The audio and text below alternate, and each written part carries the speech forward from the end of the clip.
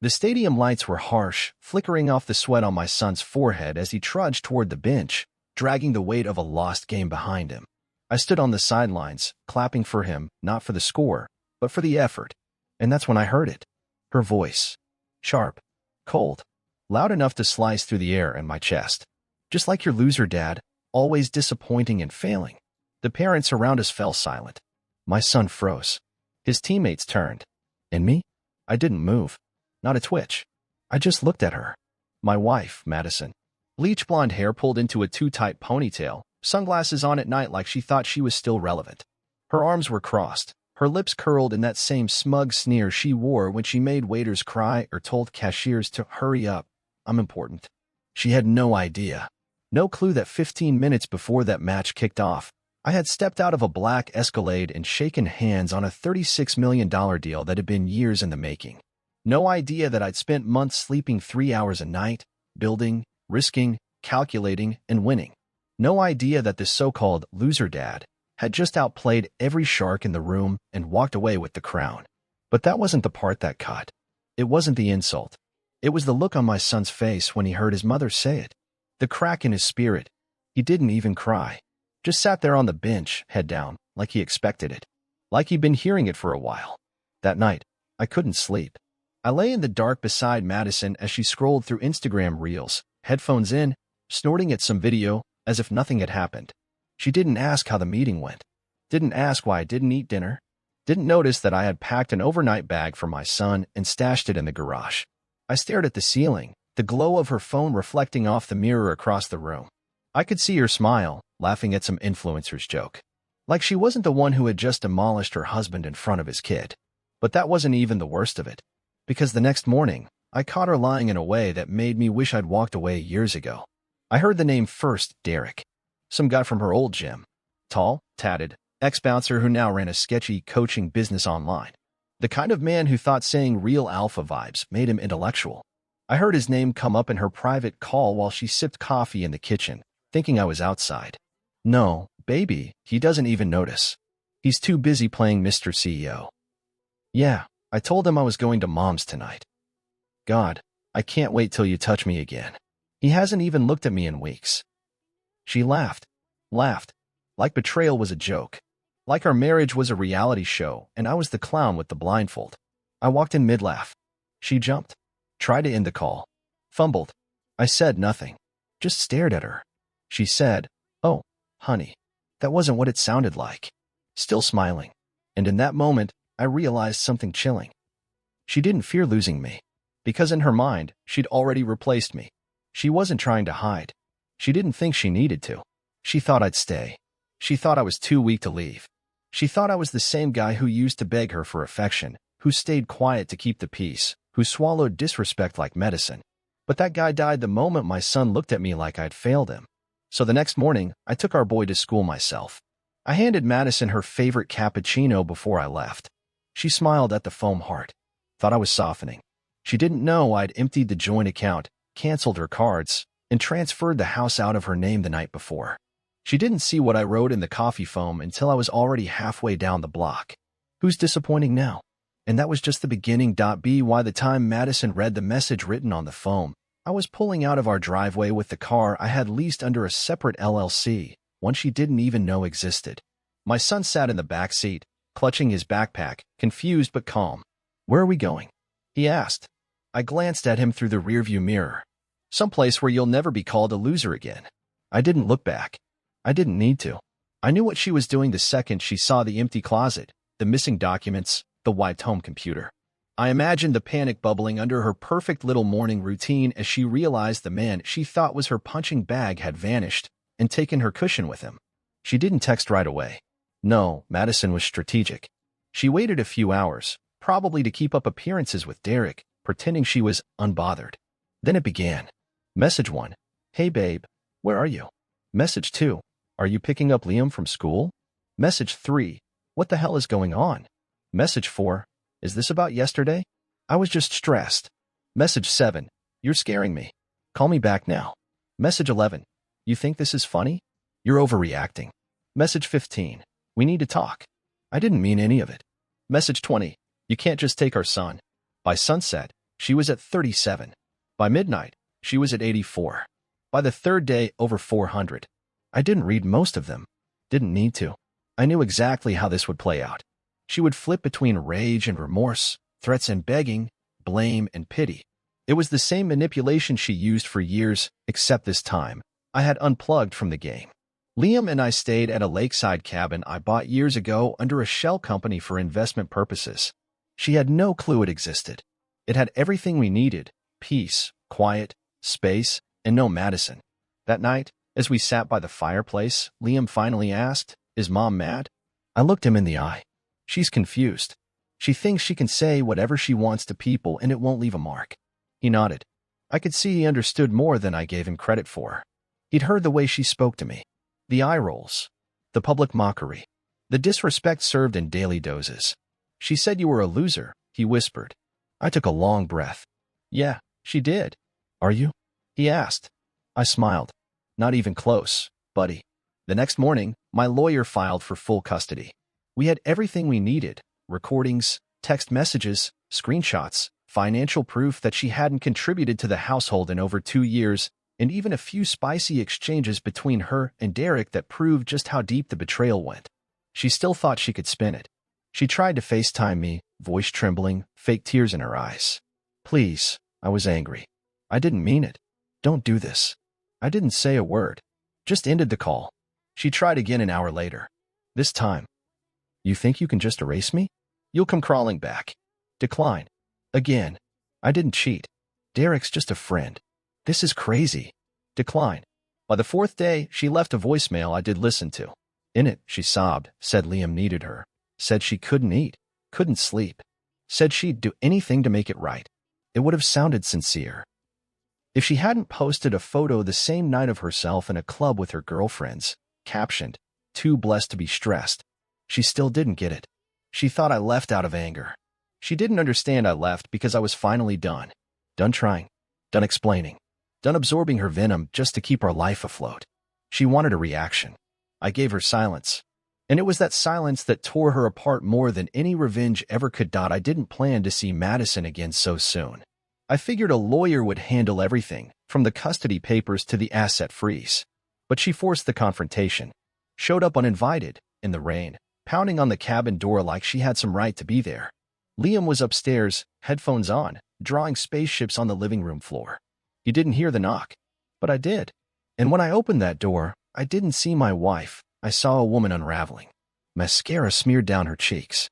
Hair soaked and stuck to her face. She was breathing heavy like she'd run half a mile to get there. And maybe she had. Maybe Derek's car broke down on the way. "You're really gonna hide here like a coward?" She barked, pushing past me without an invite. What is this? Some pathetic revenge stunt? I shut the door behind her, slow and calm. "You want to talk? Talk. But you only get one shot. Lie to me once, and the conversation ends." Her mouth opened, but nothing came out. She was calculating. I could see the gears spinning in that manipulative head of hers. "I didn't cheat," she finally said. "You completely overreacted. I was just venting. You've been emotionally unavailable for months." I didn't feel loved. There it was. The classic deflection. I cheated because you weren't enough. I betrayed you because of your flaws. I stayed silent. Let her ramble. Let her dig her own grave. "Derek is nothing. I swear to God, I never touched him. We were just texting. Flirting. Okay? I was mad. I felt invisible. You were always at work. I needed something. Some attention." I raised an eyebrow. "You said on the phone you couldn't wait for him to touch you again. That sound like just texting." She froze. "Didn't know I heard that part." I didn't mean it like that. I was being dramatic. Like you were being dramatic when you called me a loser in front of our son." She stepped back like I slapped her. "That was heat of the moment. You always take things so literally. God, no wonder you're alone right now." Her voice cracked. The fake sympathy act collapsed into a tantrum. "You really think you're better than me now? Just because you made a few dollars and ran off with Liam like some martyr? You think you're the victim here?" I didn't blink. Just walked to the kitchen, picked up the court envelope from the counter, and dropped it in front of her. Her hand shook as she opened it. "Read the first line." "Full custody?" She hissed. "You've lost your damn mind. You can't do this." "I can," I said. "And I already did. You can tell your Instagram followers whatever version of the story makes you feel better." But this, I tapped the envelope, this is reality. She stared at the papers, breathing hard. I saw the mask slip. The defiance drained from her eyes, replaced with something raw. Panic. I'll fight this, she said, voice low. Then you better bring more than fake tears and recycled excuses. Because I've got receipts. I've got proof. And I've got one thing you never did, respect for my son. She tried one last card, stepping closer, placing a hand on my chest. Don't do this, babe. We were good once. We can be again. Liam needs us both. You know I'm right. I looked down at her hand. You've been acting like Liam was a prop for your social media. Now he's a priority. She backed away, face flushed. Fine. Screw you, she hissed. You'll regret this. I'll make sure of it. And then she left, slamming the door so hard the window rattled. But I didn't flinch. Because for the first time in years, I wasn't afraid of her threats. I was free from them. It took less than 24 hours. I knew it would happen. I just didn't think she'd be that desperate.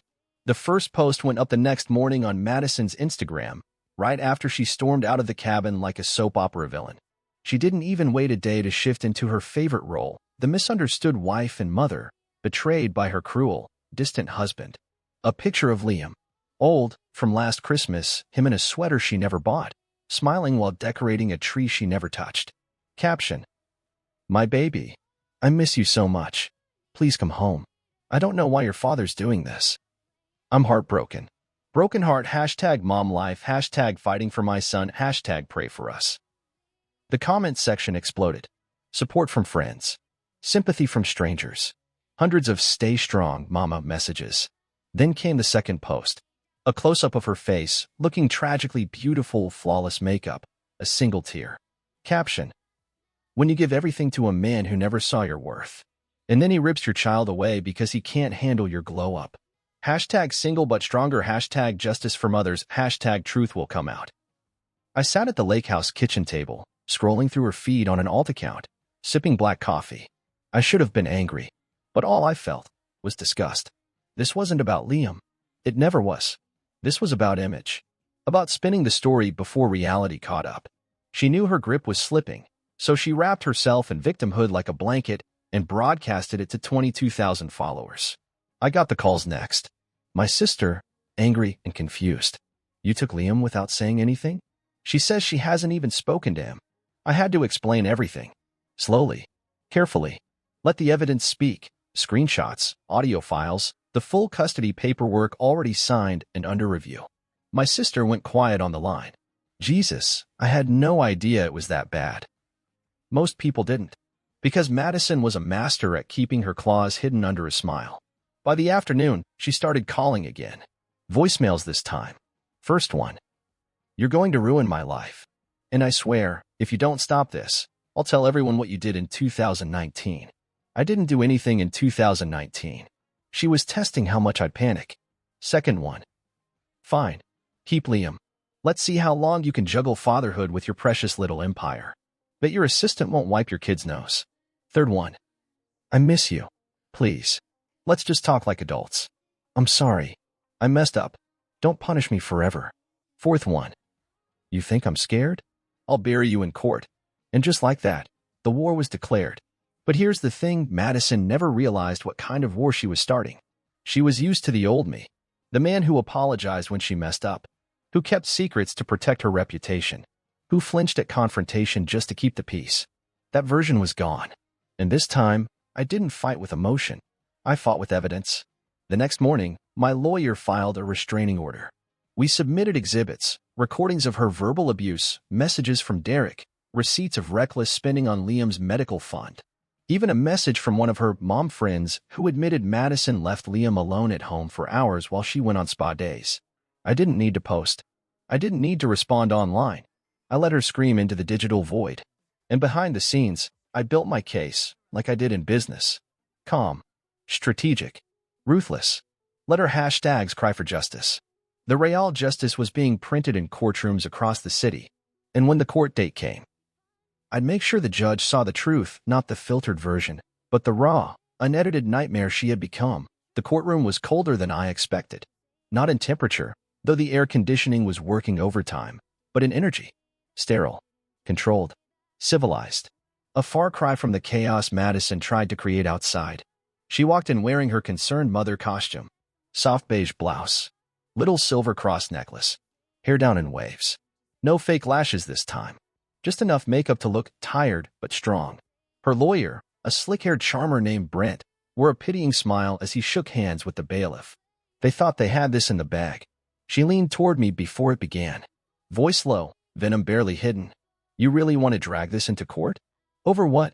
Some gym selfies and jokes with a friend. I didn't respond. I didn't even look at her. My attorney, Carolyn, opened with calm, clinical precision. Laid it out like a business pitch, facts, not feelings. Evidence, not accusations. Your Honor, she said, what we have here is not a disagreement between two loving parents, but a sustained pattern of neglect, deception, and emotional abuse directed at both her husband and child. And then came the exhibits. Phone records. Screenshots of flirty messages that turned explicit fast. Her own Instagram captions. Financial records proving she'd drained the emergency fund for beauty investments. A signed statement from one of her friends admitting Madison joked about having a backup plan in case her husband died early. And the recording. I debated whether to use it. It was from 3 months earlier, when she thought I was asleep in the next room. She was on the phone with someone, probably Derek. Laughing, carefree. Honestly, I could poison his coffee and nobody would even care. Dude's such a pushover. That line landed like a brick. Even the judge shifted in his seat. Even her lawyer blinked. Madison turned pale. For a moment, the mask cracked. She opened her mouth to object, but Carolyn was already moving to the next exhibit. We showed text between Madison and Derek the same week Liam was homesick. She was out partying. Liam was left with a neighbor. There were receipts, timestamps, GPS pings. It was an avalanche of proof, and she was buried in it. Her turn to speak came. She started off strong, voice trembling like a wounded dove. I just want my son back. I miss him. I made mistakes, but who doesn't? I'm human. Then she flipped the switch. Tears gone. Tone sharp. This is character assassination. He's punishing me because I didn't worship him like some trophy wife. He's always been obsessed with control. Her outburst silenced the room. The judge raised his hand. Mrs. Holloway, please remain composed. But she couldn't. The more she spoke, the more unhinged she sounded. She accused me of being a narcissist, a tyrant, a workaholic. Claimed I was brainwashing our son. Then she tried the ultimate low blow. That cabin he took Liam to? I don't even know where it is. He could be hurting him, and no one would know. That was it.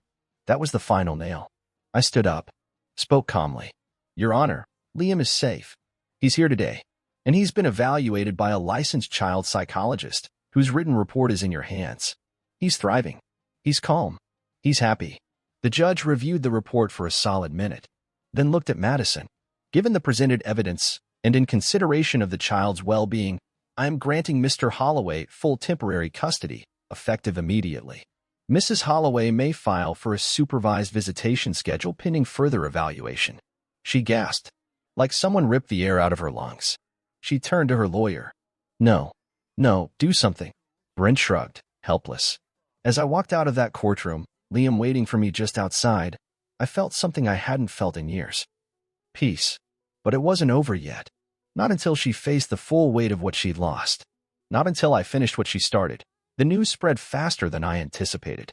Not because I made any statement, God no, but because Madison couldn't stay silent.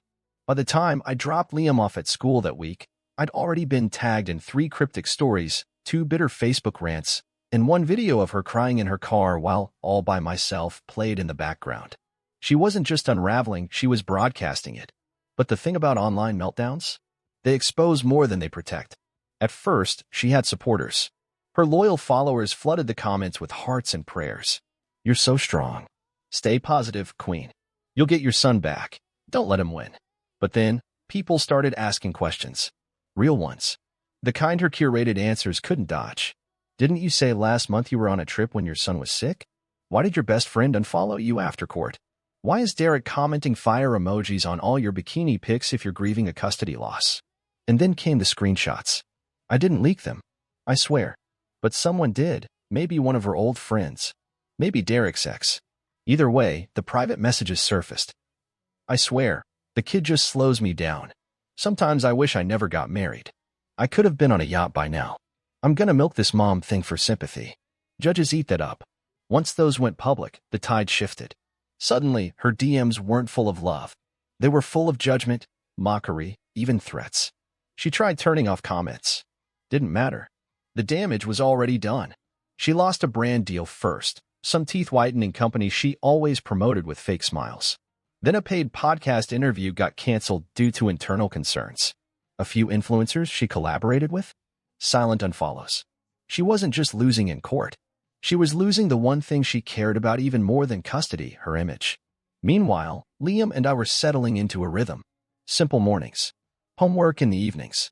One night, he looked at me while we played chess and said, "You smile more now." That nearly broke me.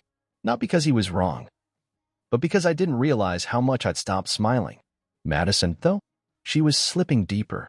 I got a call from her sister, Rachel, a woman who once treated me like furniture. Now her voice was trembling. She's not okay. She barely eats. She's talking to herself.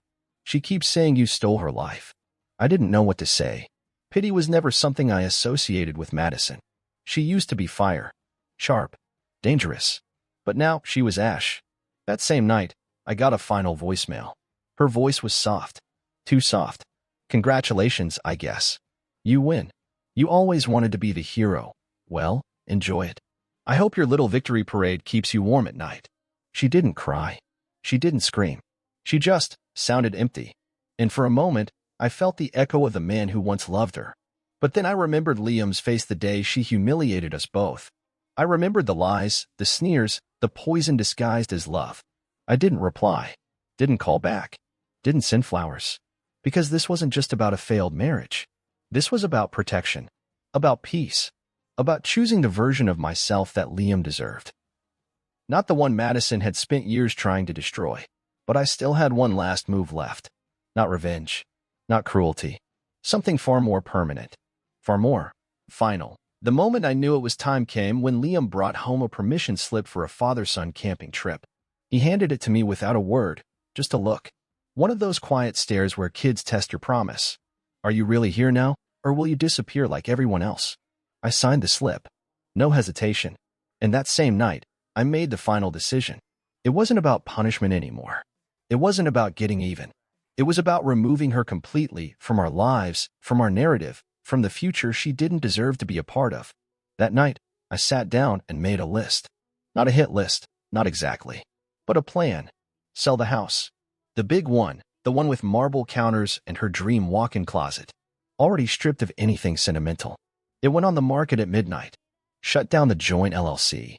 The fake business we started together to impress her friends. It had been inactive for 2 years anyway. I closed it with a smirk. Change Liam's school. Private, smaller, secure. A place where the teachers knew our story and Madison wouldn't be able to charm her way past the front desk. A new will. Everything goes to Liam. If anything happens to me, custody skips Madison completely. I assigned guardianship to my sister because now she finally understood. Restraining modification. I submitted new evidence. A message Madison sent to Derek that said, maybe he'll finally snap and hit me, and then I can take everything. The judge approved a permanent no-contact order. The final move came last. A letter. Not to her. To Liam. I wanted something he could read when he was old enough to understand everything. You may one day wonder why your mother isn't in your life. You might even think I chose to take her away from you. But the truth is, I chose to protect you from someone who didn't choose you. I didn't leave to escape her. I left so we could live again. Without fear. Without shame. Without lies. I sealed it in a lockbox with documents, pictures, and a flash drive full of evidence that would paint the full picture if he ever asked for it. Then, I did something I didn't expect. I sent her a final message. No insults. No rage. Just this. The house is sold. The bank accounts are closed. Liam is safe. You will not be a part of our lives. I don't hate you. I pity you. Goodbye. And then I blocked her on everything. Phone. Email. Socials. Even old mutual friends. It was brutal. Clean. Absolute. She tried to retaliate, of course. Posted an old photo of the three of us, captioned, "Some people forget who built them." But it didn't land. Because no one cared anymore. Her followers had moved on. And more importantly, so had we. The night before the camping trip, Liam and I packed our gear. He looked at me and said, You think we'll see wolves? I smiled. Maybe. But if we do, they'll probably be scared of us. He laughed, and it hit me. That sound, that unburdened, bright sound. It was everything I'd been fighting for. Not the revenge. Not the wins in court. Not the silence I'd forced on her. Just that laugh. That lightness. That freedom. And in that moment, I realized something important. Madison didn't lose me. She lost the privilege of watching her son grow into a man. The forest was quiet. Not in a hollow way, but in the way peace settles on your shoulders after years of carrying noise. Liam was asleep in the tent, curled up like a puppy, snoring gently. I sat just outside, staring into the fire, wrapped in a hoodie, thinking, not about her, about me. For a long time, I'd measured my value by what I could provide, a house, a lifestyle, the image of stability. I thought being a good husband meant sacrificing everything, sleep, time, pride. I wore patience like armor and silence like a badge of honor. But Madison took all that and turned it into a weapon. She saw kindness as weakness, sacrifice as submission, my loyalty as something to mock. And the worst part? I let her. I let her grind me down, drip by drip. I excused the insults, laughed off the jabs, told myself she was just fiery, stressed, misunderstood. She was none of those things. She was a saboteur in silk, a master manipulator with fake tears and real claws. But that's not the point. She's not the lesson. I am. Because the truth is, I ignored the red flags. I stayed longer than I should have. I let Liam grow up watching me become smaller, quieter, less alive, thinking that was love. And now? Now I know better. Lesson 1. Peace is not selfish. You are allowed to choose peace over appearances, over family pressure, over guilt, over tradition. Lesson 2. Love is not supposed to humiliate you. If someone uses your vulnerabilities as weapons, it's not passion, it's power. And if they disrespect you in public, they never respected you in private either. Lesson 3. Your child watches everything. They don't care what car you drive or how much you earn. They care how you look at them, how you show up, how safe they feel in your presence. Liam told me once, I like it when you laugh. You didn't do that before. That crushed me. Because he wasn't wrong. I had become a ghost in my own home. But now, I wasn't just alive, I was present. That next morning, we hiked through pine trails, the air crisp and the sky gold with morning light. Liam found a rock shaped like a lightning bolt and said it was our lucky charm. He tucked it in his pocket like treasure. And when we got back to the car, there were no missed calls, no drama waiting, no cryptic texts, just silence. Beautiful, clean, earned silence. I don't know where Madison is now. Maybe she's still chasing pity likes online. Maybe she found another target. Maybe she finally looked in the mirror. Doesn't matter. Because she doesn't get to live in my head anymore. She doesn't own a single square inch of this piece. And Liam? He's thriving. He's building confidence again. He doesn't ask about her much. And when he does, I tell him the truth. She loved you in her way. But her way wasn't healthy. And it's okay to miss someone you can't let back in. He nods. He gets it. Kids are smart like that. They feel what we try to hide. So if you're reading this, and you're in that place questioning everything, wondering if it's all in your head, here's my advice. It's not. If you feel small, erased, constantly blamed, that's not love. If you're exhausted from defending yourself in your own home, that's not love. If your child looks at you like you're breaking and doesn't know how to help, that's your sign. Walk. Run. Burn the bridge and don't look back. Because the peace on the other side? It's not just for you. It's for the future they almost stole. And trust me, once you taste it, you'll never settle for anything less again.